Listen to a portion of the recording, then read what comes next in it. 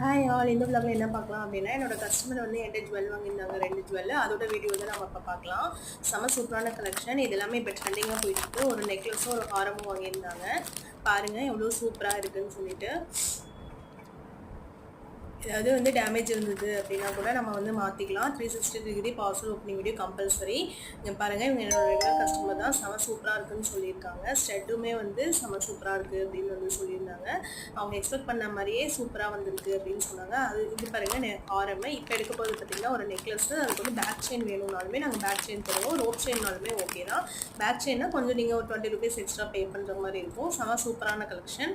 உங்களுக்கும் வேணும்னா ஸ்க்ரீனில் தெரியிற வாட்ஸ்அப் நம்பருக்கு மறக்காமல் காண்டாக்ட் பண்ணி ஆர்டர் ப்ளேஸ் பண்ணிக்கோங்க.